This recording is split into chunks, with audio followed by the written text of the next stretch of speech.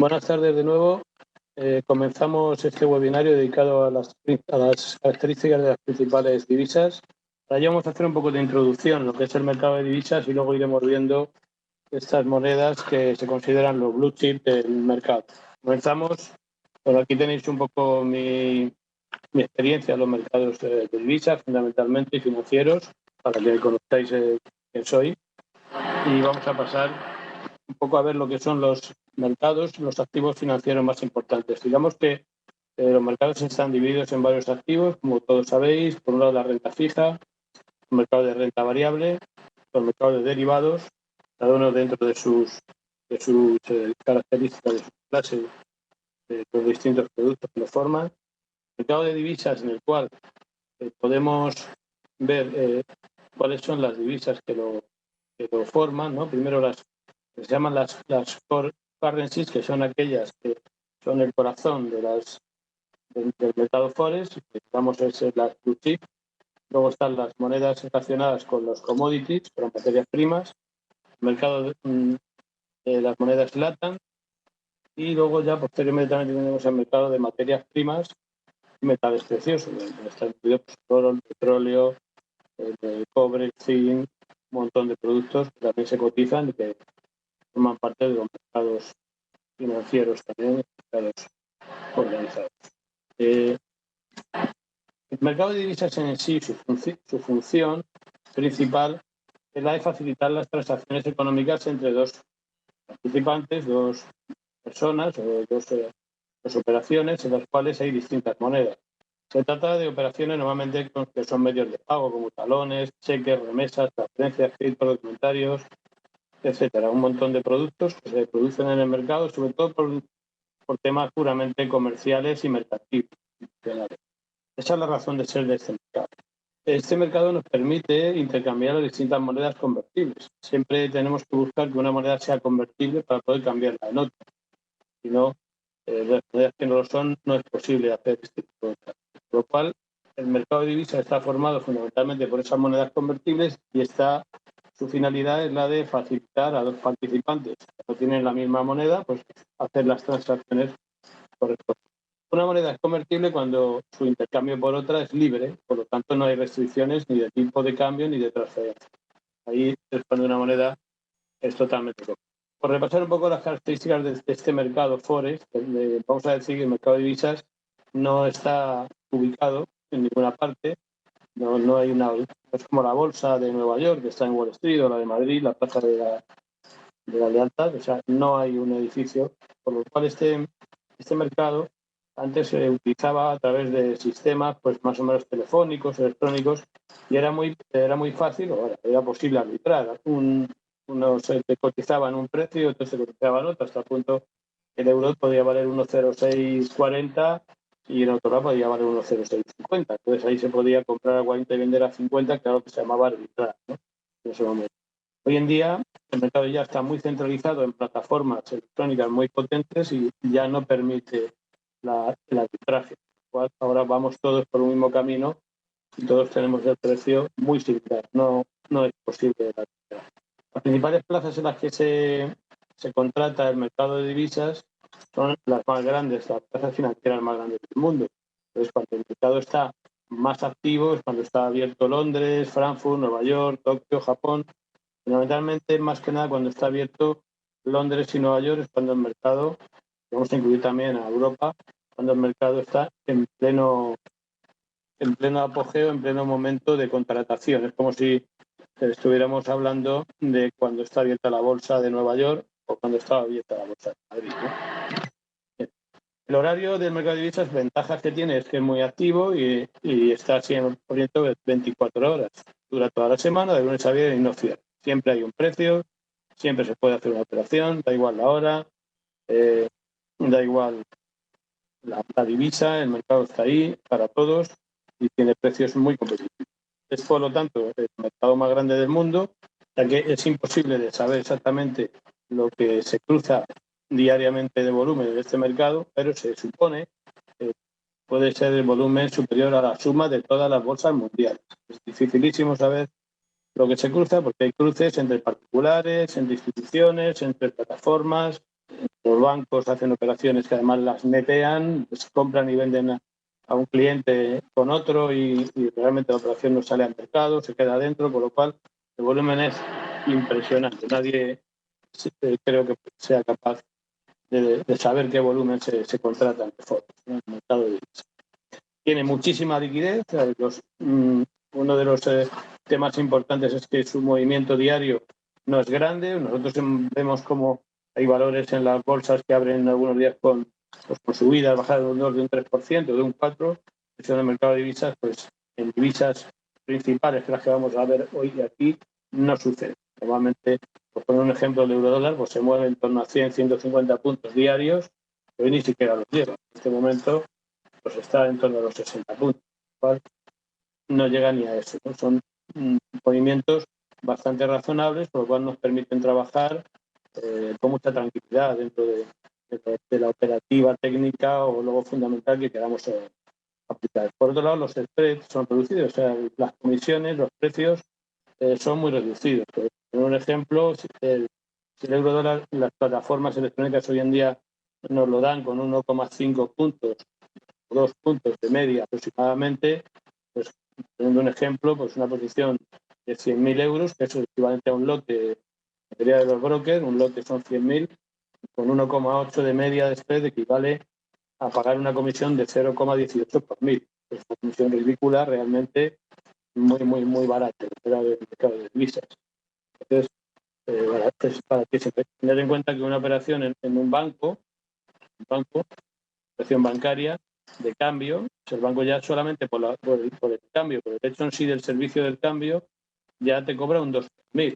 Y aquí hablamos de un 0,18 por mil. Pero es que aparte el banco no solamente te cobra un 2 por mil, es que aparte el banco te va a aplicar un spread, o sea, un precio que no va a tener nada que ver con este precio de 1,5 y 2 que se está aplicando hoy en día, por lo cual es realmente baratísimo operar en un broker, que haya gente que no lo vea así. Cualquier pregunta me la vais diciendo. Miguel, ¿se oye mejor ahora? Me ponías que se oía mal. Bueno, el horario ya lo hemos dicho, pues es 24 horas y empieza, digamos, el domingo a las 12 de la noche, el lunes 0 horas y cierra más o menos el viernes a las 10:30 o a las 11 de la noche, cuando cierra a las 8 de la noche, con lo cual tenemos todas las semanas, ¿no? Y luego hay otra cosa, es que abre todos los días del año, a excepción de 4 días. Solamente el día 1 de enero no abre, Viernes Santo tampoco y el lunes de Pascua tampoco, aunque sí se hacen algunas operaciones en el lunes de Pascua, ya veo que hay precios, y el día de Navidad tampoco abre. O sea, que es un mercado que abre realmente siempre, se puede decir. Bueno, las principales divisas, ya vamos a entrar más en materia de lo que nos ocupa este webinario, son las que se consideran el corazón del mercado, son aquellas las que más operativa hay. Y entonces, la primera, evidentemente, el dólar, el euro, el yen, la libra y franco suizo. Esas 5 serían como los blue chip, digamos, del IBEX 35. Luego las monedas relacionadas con las commodities están ubicadas, son 3 principales, que hay alguna otra también, claro. Tenemos el dólar australiano, el kiwi y el dólar canadiense, que se le conoce como LUNI. Cada uno tiene, digamos, una especie de mote puesto por los traders para operar y reducir la petición de precios que nos hacía sobre todo por bots, ¿no? Luego otras divisas de interés, pues la sueca, noruega, el zloty polaco, el florín húngaro, la lira turca, etc. Y otro grupo de monedas, dicen que se entrecorta un poco, voy a hablar un poquito más despacio. Otro grupo de monedas que se cotizan, digamos, en una bolsa aparte y que hay especialistas en ellas, que son las denominadas LATAM. Entonces ahí coges pues, todo lo que son los pesos mexicanos, chilenos, real brasileño, etc. Esas monedas están aparte de nuestro grupito, ¿no? Digamos, de presentados. Y ya nos vamos a meter más en las características de las monedas, ¿no? Las principales monedas que vamos a estudiar, o vamos a ver, son el grupo de las monedas, las core currencies, o sea, esas que son el corazón, y luego vamos a ver también las commodities. Vamos a ver qué características tienen y más o menos alguna pregunta que me queráis hacer sobre ellas en cuanto a cómo reaccionan. Bueno, vamos a empezar por el dólar, evidentemente. todos sabemos que es la moneda de Estados Unidos, pero Estados Unidos es la primera economía del mundo en términos de Producto Interior Bruto, lo cual eso ya dice mucho sobre esa moneda. Es la moneda de referencia mundial. Tenemos que tener en cuenta que el dólar es el rey del mercado.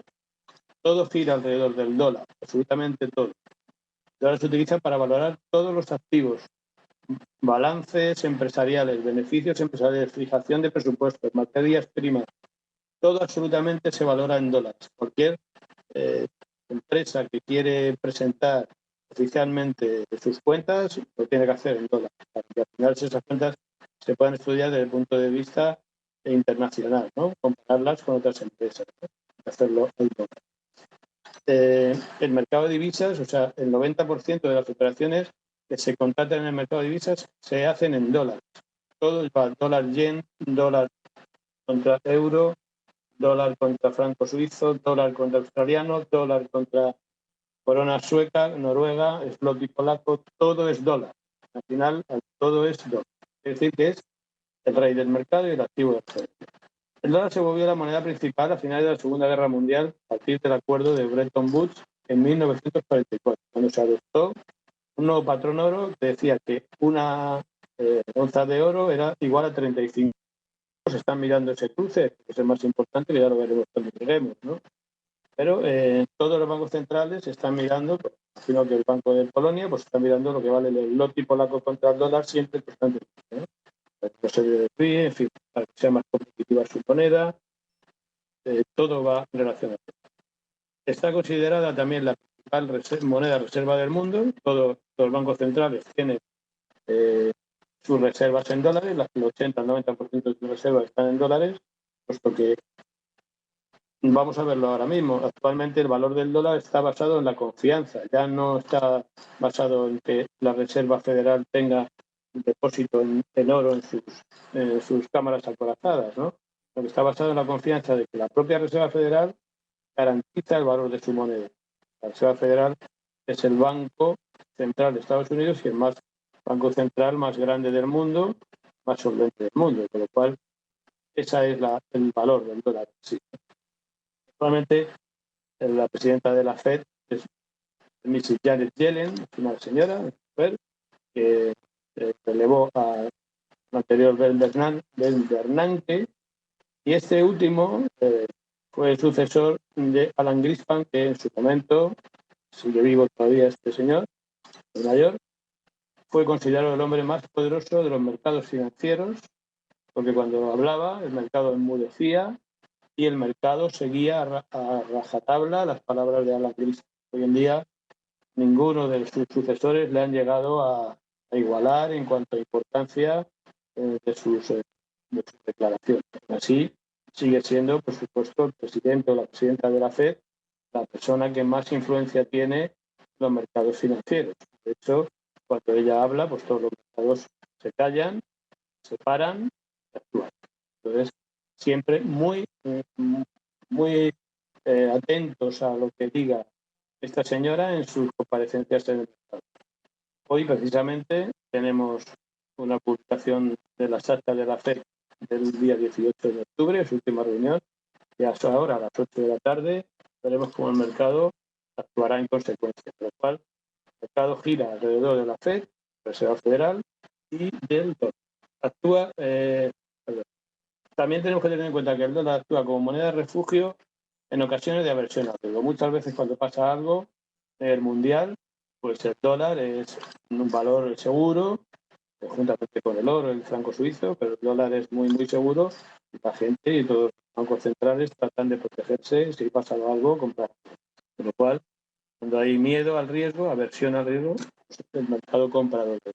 Bueno, actualmente, en estos momentos, sabéis que llevamos ya mucho tiempo esperando a que la Reserva Federal de Estados Unidos cambie su política monetaria. Está pendiente todo el mercado de la reunión que tendrá el Federal Open Market Committee, es el comité que se reúne para tomar las decisiones dentro de la propia Reserva Federal. Está previsto para el día 16 de diciembre y se espera que comience una nueva etapa en la cual, después de 9 años prácticamente, empiece a subir sus tipos de interés la Reserva Federal. Esto ha sido después de la aplicación de 3 programas de flexibilización monetaria o quantitative easing que ha estado aplicando para sacar a su economía de la situación en la que estaba prácticamente. Hasta ahí el dólar, moneda de referencia mundial, moneda que mueve todos los mercados. ¿Quiénes son sus principales personajes importantes? La Fed y sus... Vamos a ver entonces, por lo cual, una vez tenemos que todo el mercado Forex gira alrededor del dólar, no solamente ya el Forex va a girar alrededor del dólar, sino que también van a girar las bolsas y van a girar también los productos de renta fija y van a girar, por supuesto, los commodities y va a girar todo alrededor del dólar. Es importantísimo el valor de... Vamos ahora con el euro. El euro, al principio de su creación el día 1 de enero de 1999, no tenía mucha confianza en los mercados. De hecho, las primeras operaciones que se hicieron fue euro bajando y llegó hasta 0,89 aproximadamente, si no recuerdo mal. Bueno, pues a partir de cierto momento ha ido tomando y ganando importancia, ¿no? Pues, el mercado ha ido confiando más en el proyecto de la eurozona, en el proyecto del euro, y el mercado hoy en día se considera una moneda con valor, una moneda que es estable y que es fuerte.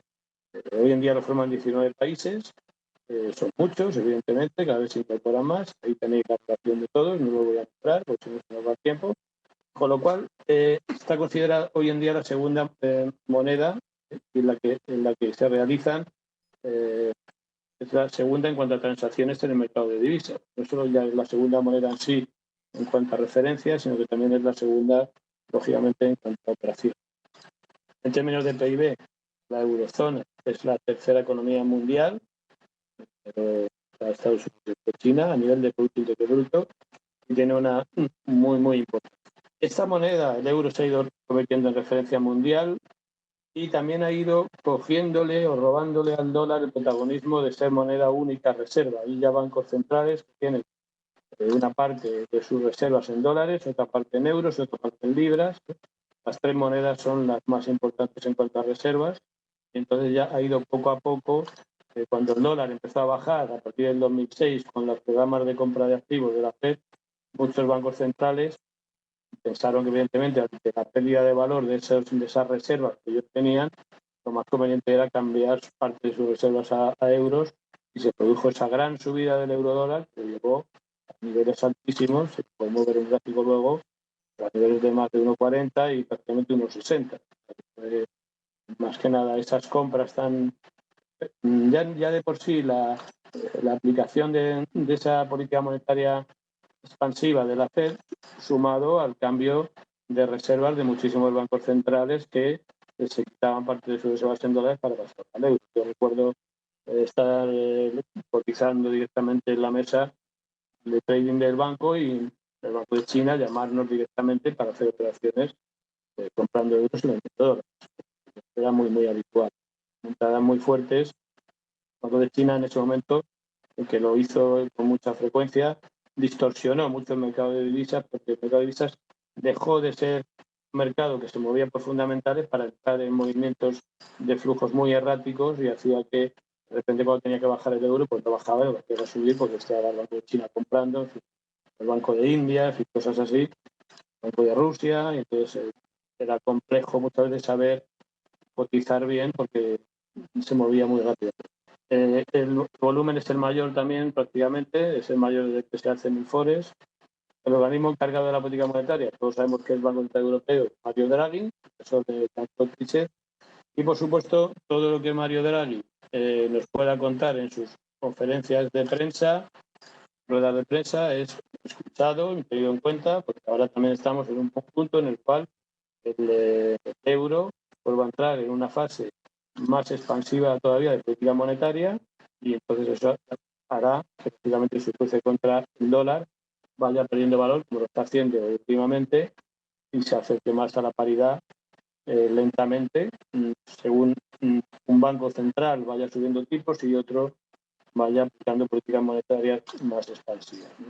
De cualquier forma, el euro es una divisa fuerte, ya que a pesar de los problemas que ha tenido, ha mantenido una estabilidad cambiaria frente al resto bastante difícil de igualar. Cualquier otra moneda que hubiera tenido los problemas que el euro con Grecia, toda la crisis de España, Portugal, Italia, la posible ruptura, cualquier moneda se hubiera hundido directamente y el euro aguantó muy bien todos esos momentos de crisis, tanto a demostrar que es una moneda fuerte y una moneda que tiene valor.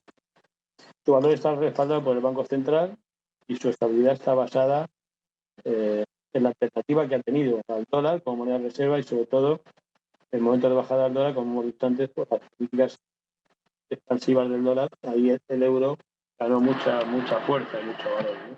También tiene, de por sí el euro tiene una parte, digamos, de valor en sí, y es que la eurozona es una área económica con superávit por corriente. Esto quiere decir que el euro normalmente está demandado, tanto por temas de comercio, de balanza comercial, como de balanza por cuenta corriente, como de inversiones que se hacen.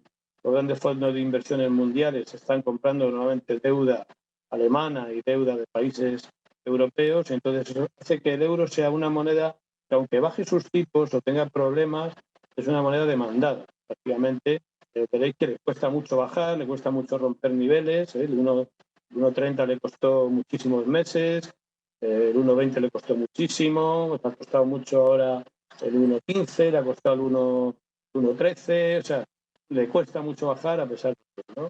Y ahora, por ejemplo, en cuanto a operativa en sí diaria, lo que se mueve mejor en estos momentos el euro, y eso es cuando estamos cotizando eurodólar, sobre todo, es con los movimientos de las bolsas. O sea, está teniendo un comportamiento inverso a las bolsas europeas en torno a un 70%, sentido contrario. Quiere decir que cuando la bolsa sube, por ejemplo, ahora mismo creo que el euro está a 1,0640, que quiere decir que está en la parte baja del día, pues prácticamente puedo saber, sin mirarlo, que la bolsa de Nueva York está subiendo. ¿Por qué? Porque el euro está en la parte baja del día, quiere decir que es muy fácil que la bolsa de Nueva York esté recuperando. Y lo está haciendo, está en 2063. Quiere decir que, como veis, hay una relación inversa. Cuando las bolsas suben, también pasa con el DAX, también pasa lo que sube, el euro cede terreno frente al dólar. Entonces, es una relación muy interesante a tener en cuenta, porque ahí, cuando veáis de repente una subida fuerte de la bolsa, no es matemático, hablamos de una relación de un 70%, pero el camino lógico es bajar. Por eso la bolsa americana subiendo, si se va a 2070, por ejemplo, hoy están ganando por 500, pues veremos el euro dólar cerca de 1,0620, incluso de 1,06. Vámonos ahora rápidamente con el yen. Tenemos un rato todavía. Vamos a ver el yen. El yen es la moneda oficial de Japón, sabéis, es la cuarta economía del mundo en términos de PIB. Y es un país que, a pesar de todos sus problemas, sigue siendo eminentemente exportador, por lo que su moneda tiende a apreciarse por demanda comercial. Japón siempre, su moneda es como si ahora pusiéramos nosotros, por ejemplo, la economía china en tipo de cambio libre, ¿no? Entonces, ¿qué pasaría? Pues que el yuan se apreciaría simplemente porque son países que tienen un superávit comercial grande y cada día se compran sus monedas para comprar sus artículos, por lo cual eso le ha pasado al yen siempre y sigue siendo así. Por otra parte, es un gran importador de materias primas y crudo. No tienen crudo, ni tienen materias primas, eso lo tienen que comprar. Eso perjudica mucho a su divisa. O sea, cuando sube el petróleo, evidentemente, le va a ir mal al yen, el yen se va a debilitar, van a tener que comprar más dólares para pagar la misma cantidad de crudo y también para la materia, ¿no? Con lo cual eso le va en contra. Así como a otras monedas le va a favor, los productores le van a favor, pues los grandes importadores les va en contra. Eso tenemos que tenerlo en cuenta. Sube mucho el crudo y el contexto macroeconómico es otro, no tiene nada que ver con lo que estamos viendo ahora, pues el yen se depreciaría. Bueno, hay otra cosa. Hay gente que lo considera moneda de refugio al yen y no lo es. No es una moneda de refugio. La moneda de refugio es el dólar, es el oro, el refugio es el franco suizo, pero no es una moneda de refugio. ¿Por qué el yen sube cuando hay miedo, ¿no? Es simple y llanamente porque los japoneses tienen una gran cantidad de dinero invertido fuera de su país, pero en cantidades inmensas, como nadie lo tiene. Entonces, ¿qué sucede cuando hay miedo en el mercado? No es que la gente compre yenes corriendo. Bueno, ya a lo mejor sí, por un poco de psicología del trading, pero lo que sucede es que los japoneses venden todos sus activos que tienen. Si se caen las bolsas, ellos venden en bolsa. Si se cae la deuda, la renta fija, ellos venden. Entonces, inmediatamente lo que hacen es repatriar sus fondos, por lo cual una bajada de la bolsa supone una venta grandísima de las inversiones japonesas en renta variable, y eso supone que el yen se aprecie, pero no porque el yen sea moneda refugio, sino porque se aprecia puesto que ellos están vendiendo. Cuando los mercados van bien y suben, ellos compran y el yen se deprecia, porque ellos, claro, compran euros para entrar en las bolsas europeas, compran dólares para entrar en la bolsa americana y, lógicamente, se produce ese movimiento. Pero no es moneda refugio, que quede claro, es simplemente movimientos grandísimos que se producen por las inversiones y desinversiones japonesas. Esto ya lo acabamos de explicar. Entonces, por tanto, una bajada fuerte de los mercados, debemos de vender pares dólar-yen, euro-yen, libra-yen, australiano-yen, etc. Porque es así. Ya otro dato característico del yen. El yen se aprecia durante el mes de marzo. Todo el mes de marzo, prácticamente, podemos ver en gráficos, si no es, prácticamente es así, se suele apreciar. ¿Por qué? Las empresas japonesas cierran sus balances al 31 de marzo. Entonces, ellos empiezan a vender todos sus beneficios. Si han tenido beneficios en Estados Unidos en dólares, venden dólar contra yen para repatriar. Si han tenido beneficios en el Reino Unido, venden libras. Si han tenido beneficios en Europa, venden el euro, y así sucesivamente. Entonces, durante todo el mes de marzo, el yen se va a ir apreciando. O sea, debemos de tenerlo en mente eso para nuestra operativa.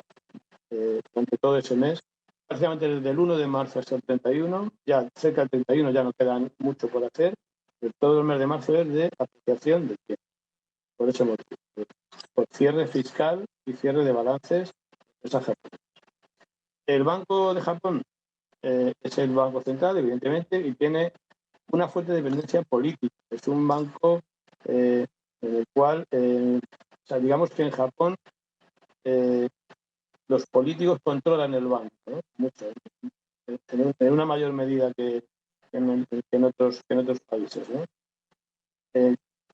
Ya que, lógicamente, es que la política, digamos, el Ministerio de Finanzas tiene el control de la moneda y tiene el control de la política monetaria. Por lo cual, el Banco de Japón y el Ministerio de Finanzas trabajan muy juntos. No es como, por ejemplo, el Banco Central Europeo, que en teoría no depende tanto de los gobiernos, puede tomar sus decisiones mucho más libre. En el caso de Japón no es así. Depende mucho de la política que quiera aplicar el gobierno. No es tan libre como su gobernador actual desde el 2013 es Haruhiko Kuroda. Es defensor, este hombre hay que tenerlo en cuenta, su perfil. Es un defensor de la política monetaria expansiva, por lo cual, por eso ha sido nombrado, lógicamente, gobernador del Banco de Japón, porque la política monetaria que quería hacer el gobierno iba por ese camino. Se han elegido a una persona que era, digamos, acorde a ello, ¿no? Bueno, es la tercera moneda más negociada a nivel mundial. Entonces, ¿qué sucede con la política monetaria de Japón hoy en día?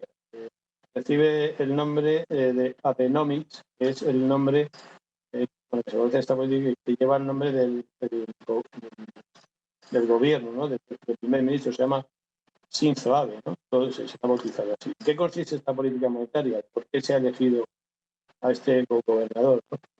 Tiene tres pilares fundamentales esta política monetaria. Uno es el estímulo fiscal. La economía japonesa está en recesión. Además, se acaba de publicar un nuevo dato que así lo confirma. Veis cómo está bajando el euro mientras que la bolsa americana sube, lo que hablábamos antes.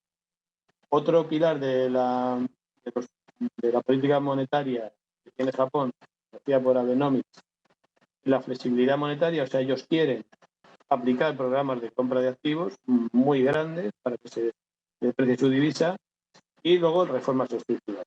Por lo tanto, aunque el gobierno no lo reconoce oficialmente, porque el G20 le podría llamar la atención, su objetivo es devaluar el yen poco a poco para aumentar la competitividad de sus exportaciones y animar el consumo de productos nacionales. O sea, ellos quieren que sus productos sean más competitivos exteriormente, a ver si salen de esa recesión.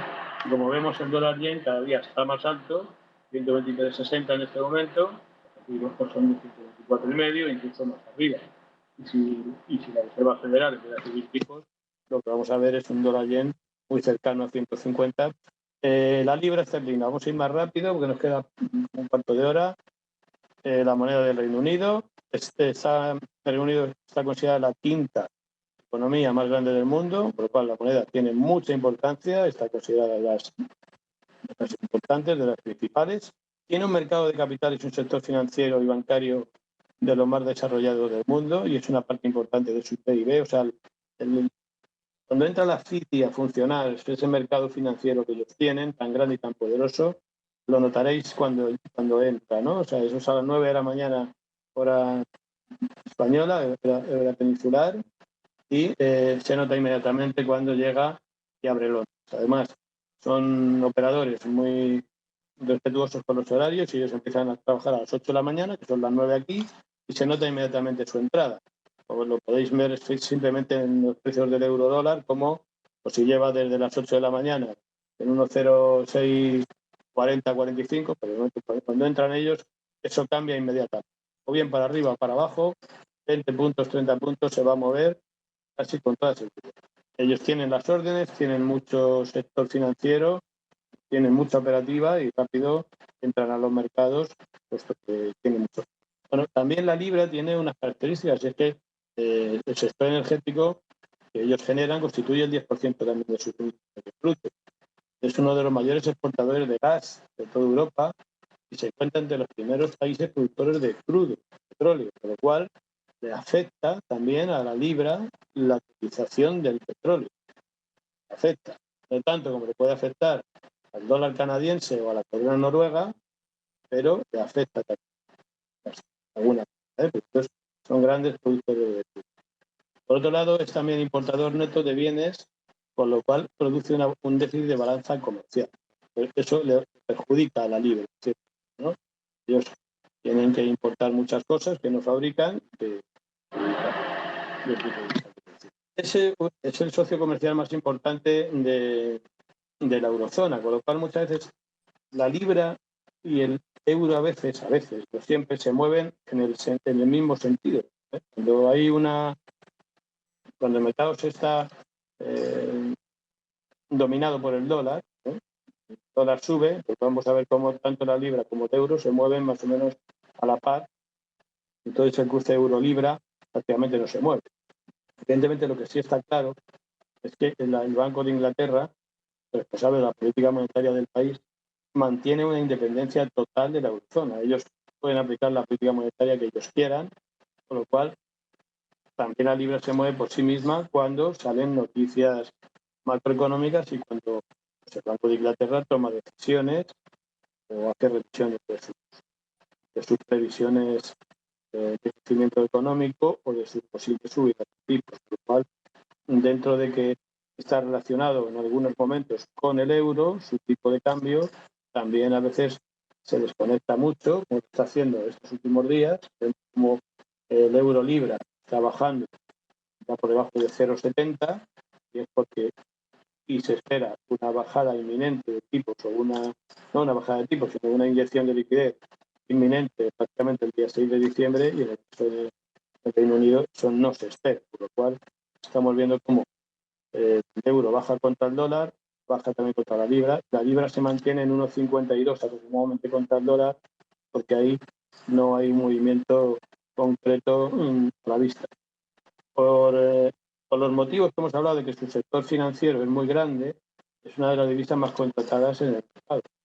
Produce un gran número de operaciones en pares como libra-dólar, euro-libra, libra-yen, libra australiano. Hay mucha operativa ahí, muchísima, que no la vemos, pero que es muy grande, muy grande. Y hay grandes especialistas en seguir la libra y utilizar la libra y muchas operaciones. Su cotización está a veces muy ligada con los movimientos del dólar australiano y con los movimientos. Hay una similitud a veces entre el dólar australiano, cuando sube o baja mucho, pero también es un país productor de crudo y de gas y tal, si las cosas van por esos derroteros, pues suele ir parejo. Algunas veces, si baja mucho el australiano, observaréis que la libra baja, y si sube el australiano también la libra sube. Pues tiene como una especie de similitud en algunos momentos. Se considera la tercera moneda de reserva a nivel mundial y la cuarta divisa que más se opera en ella, en el mercado. Digamos que los bancos centrales tienen sus reservas en dólares, en euros y en libras. Luego, a nivel de contratación, el mercado lo que más contrata es dólar, luego euro, yen, luego libra. Estas cuatro monedas son principales. Por hacer un poquito de historia sobre la libra, ¿no? Para que entendáis lo que pasó, que todo el mundo lo conoce, ¿no? En el año 1990 la libra entró en el sistema monetario europeo a un tipo de cambio de 2,95 marcos por libra, entonces existía el marco alemán. Y, sin embargo, el conocido como miércoles negro, el día 16 de septiembre del año 97, el inversor George Soros hizo salir a la libra del sistema derrotando al propio banco. Lo que consiguió es que dentro de ese sistema monetario había unos niveles de fluctuación que los bancos centrales tenían que intervenir cuando la moneda se apreciaba o se depreciaba. George Soros lo que consiguió es llevar al tipo de cambio a la depreciación máxima que el Banco de Inglaterra podía permitir de la libra, le hizo intervenir muchas veces y ellos seguían manteniéndose en su postura y llegó a hacer que el propio Banco Central se retirara, o sea, tuviera que salirse del sistema y cambiar los precios.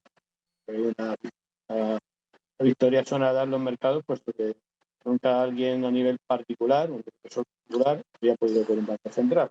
Un dato digno de mención. Vamos con el franco suizo, de una manera rápida también, tratando poco tiempo. Como es la moneda suiza, uno de los países más ricos del mundo.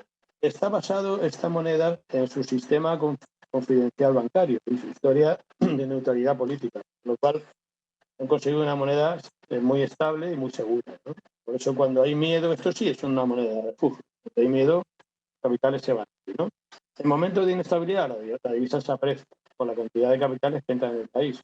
Pasa algo gordo en Europa, desde luego el franco suizo va a subir. Bueno, es que eso lo tenemos que tener muy en cuenta. En momentos de crisis, pues hay que comprar francos. Aunque aquí nos vamos a encontrar con algo complejo, complejo y ya difícil de asignar. Pero ahora lo vamos a ver. Está considerada una de las principales monedas de refugio, ya lo hemos dicho, tiene una relación muy directa con la cotización del oro cuando evidentemente hay miedo o hay alegría, ¿no? Entonces, claro, se mueve muy parecido. El oro sube por miedo, pues el franco suizo también. Y cuando las cosas están tranquilas, ¿no? La cotización del dólar contra el franco suizo tiene una relación directa con la cotización del euro, apreciándose o depreciándose ambas en el mismo sentido. Es decir, esto quiere decir, cuando no pasa nada, y los movimientos son, por ejemplo, más normales de mercado, que está pasando ahora, por ejemplo, pues, ¿qué pasa? Que si el euro dólar baja, el dólar contra el franco suizo sube. Es como, digamos, que es como si tuviéramos un tipo de cambio fijo en el euro contra el franco suizo, y entonces se están comprando dólares contra euros, también se están comprando contra franco suizo, siempre y cuando no pase nada en el mercado. Todo eso podemos muchas veces, entonces, si nos fijamos en el movimiento del dólar contra el franco suizo, que es más chiquitito, el volumen, pues entonces, si ahí se empieza a comprar dólar contra el franco suizo, es muy fácil que veamos luego bajadas posteriores del euro contra el suizo, con lo cual es conveniente que estemos vigilando uno y otro. Me pregunta Jones y Michael si se ha cambiado la confianza. Pues sí, evidentemente que sí. La confianza que había en el franco suizo después de lo que sucedió el día 15 de enero, entonces ha cambiado mucho, ¿no? Los operadores han dejado de confiar en una moneda que de repente está intervenida y deja de estarlo. En fin, eso es muy peligroso y eso lo quería comentar. Dice John, la correlación suizo y euro sería inversa, no directa. Es directa, porque cuando sube, o sea, cuando baja el euro, también baja el franco suizo. Lo que es inverso es los pares. O sea, cuando baja el euro contra el dólar, sube el dólar contra el franco suizo. Pero es directa en cuanto a las dos monedas. O sea, si una baja, baja la otra también. Lo que está subiendo es el dólar, en el caso. ¿Se me entiende? Si una baja, baja la otra, porque lo que está haciendo es el dólar el que está subiendo. Y si una sube, sube la otra, porque es el dólar el que está bajando. La relación es directa. Es inverso en cuanto al cruce en sí. Porque cuando baja el euro dólar, sube el dólar contra el suizo. Pero en los dos casos está bajando la moneda euro y está bajando el suizo. Es inversa si la quieres ver como se cotiza. Se cotiza, claro. Cuando uno baja, el otro sube. Eso es inverso. Las monedas en sí, es bien. No sé si te lo he explicado bien, John. Es el Banco Nacional de Suiza, es el Banco Central, consta de un comité de tan solo 3 personas que solo toman las decisiones con respecto a los tipos de interés, por lo cual ya es peligroso que solo 3 personas lo hagan. Suiza depende mucho de sus exportaciones, por lo que prefiere una moneda débil. Fijaros, un país que prefiere una moneda débil en un entorno que su moneda es refugio, a veces lo tiene muy complejo, ¿no? Y eso es lo que pasó pues hace algún tiempo, ¿no? Y lo que le viene pasando constantemente. Los últimos años, el Banco de Suiza se obsesionó con mantener un tipo de cambio fijo con el euro. ¿Por qué? Para que su competitividad dentro de toda Europa fuera muy estable, ¿no? Pero le pasó, lo fijó en 1,20, llevaba 3 años con ese precio, pero le pasó que se vio forzado a abandonarlo a partir de las fuertes bajadas del euro a mediados del 2014. Un momento en el cual el mercado estaba vendiendo euros a toda pastilla, a toda máquina, y él seguía pagando 1,20, entonces todo el mundo le vendía a él a 1,20, porque claro, al final, pues el único que paga aquí es 1,20 eres tú, pues ¿no? Te estaba quedando con todos los euros del mercado, y al final, día 15 de enero, abandonó ese tipo de cambio, provocando un cisne negro que fue algo nunca visto en los mercados de divisas, pues porque unos días antes había dicho que no se iba a mover de ese precio y luego se movió. Por lo cual, ¿qué sucede con este banco? ¿No? O sea, lo lógico es que este banco lo que quiere es que su moneda esté débil, pues cada vez que suba, por ejemplo, el dólar contra el suizo, pues habrá que comprar el dólar contra el suizo, ¿no? Es lo que quiere el Banco Central. Y cuando suba el euro contra el suizo, pues también habrá que comprarlo. Pero en los casos contrarios en los cuales vamos a ir a comprar suizos, nos podemos encontrar con que este banco nos intervenga o nos haga alguna faena. Por lo cual, yo recomiendo no operar en los cruces de francos suizos, porque siempre que haya un banco central que te haga faenas como la que hizo él el día 15 de enero, es mejor tacharlo de la operativa y de esa forma nunca tener estos riesgos tan exagerados que provocaron la quiebra del banco. Vamos al australiano, ya nos queda el australiano y el dólar canadiense y terminamos la ponencia. Pues, el australiano es la moneda, ya está en las commodities, es la moneda de Australia, se la conoce como USI, por la forma que tiene el continente, que parece la cabeza de un perro. Australia es un importante exportador de materiales primas, lo cual pues, está muy relacionado con el valor de las materias primas. La moneda sube y baja con arreglo a cómo se mueven las materias primas. Si bajan las materias primas, evidentemente pues habrá menos demanda de su moneda para comprarlas, y si suben habrá más demanda de su moneda para comprarlas, que influyen directamente. Está considerada una moneda de carry trade por los altos tipos de interés que tiene, ahora tiene el 2%, espera que baje pronto, pero bueno, claro, un 2% contra un 0 que es el dólar, pues es un carry trade muy bueno para algunos operadores. Luego, hay algo muy importante también, que es que está muy relacionado con China. ¿Por qué? China es su mayor comprador de materias primas, y cuando la economía china va mal, evidentemente quiere decir que le va a comprar menos y entonces el dólar australiano baja. Por lo cual, cuando veáis malas noticias en China, pues lo lógico es que el australiano tienda a bajar. Ahora mismo tenemos un tema: política monetaria próxima de Australia para un recorte de tipos, política monetaria de Estados Unidos de subida de tipos. Estamos viendo es bajar al australiano dólar. Luego, confirmación de datos en China flojos, ralentización económica en China, menores compras de materias primas por bajada del dólar australiano. Lo cual, a pesar de que el Banco Central diga lo contrario, pues va a tener que bajar los tipos muy pronto. Vamos a ver por último el dólar canadiense, y con esto terminamos, porque pasamos de tiempo. es la divisa de Canadá, se le conoce con el nombre de luni. El luni es un ave que está las monedas acuñadas y por eso es ese nombre, se llaman los traders para no tener que decir dólar canadiense, que es muy largo, el luni se queda más reducido.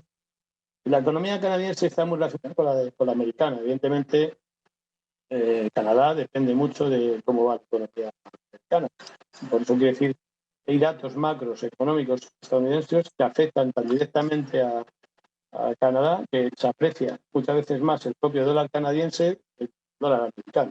Esto a veces pasa, por lo digo que lo observéis, porque sucede, ¿no? La economía canadiense depende mucho, es su principal cliente para todo y todo lo que va a llamar a Estados Unidos les aplica mucho más fuerte. Por otro lado, es un importador grande y productor de petróleo, gas natural y materias primas, por lo que le afectan también estos productos, sobre todo el crudo le afecta muchísimo. Entonces, está considerado una commodity, por lo cual consideramos que caen, sobre todo si ponéis gráficos del petróleo y del dólar canadiense, en algunos momentos son muy similares, ¿no? El petróleo cae, pues vemos cómo sube el dólar contra el dólar canadiense, o sea, cae el dólar canadiense. También produce otros metales como el zinc, el uranio, el oro, pues, en todo, materias primas están muy relacionadas. Sus principales importadores son Estados Unidos, Japón, bueno, los países a los que ellos exportan el Reino Unido, por lo que se producen muchas operaciones en estos pares. El dólar canadiense hay mucho también en el canadiense yen y en la libra canadiense. También hay muchos traders que operan mucho el cruce euro contra canadiense. Operan mucho porque ahí a veces las bajadas del euro se aceleran más que en el propio euro dólar. No ahora, porque ahora estamos viendo, por ejemplo, una bajada del euro muy motivada por la subida de tipos en Estados Unidos. Ahora eso no va a pasar. No es el momento, pero hay momentos en los países del mercado. Momentos, por ejemplo, que si el dólar sale una buena noticia o que el euro se tiene que caer muy rápido, se va a caer mucho más deprisa contra el canadiense. Por lo tanto, sí, tenemos que tener en cuenta que es una moneda muy relacionada con las materias primas y con la economía. Bueno, si alguno tiene alguna pregunta rápida, porque nos hemos ido del horario, esas son las líneas generales. Si hay alguna pregunta que hacer para que veamos algo que os haya quedado alguna duda. Vale, pues entonces la clase está siendo grabada, efectivamente que sí, y se hará pues, pasado para que lo tengáis como material de estudio y trabajo muy interesante, como dice Miquel, que es cierto, y ahí podéis ver un poco por dónde van los tiros cuando el mercado se puede. No tenéis nada más que preguntar, le damos aquí terminado el webinario. Muchas gracias por vuestra asistencia y espero que os haya sido útil.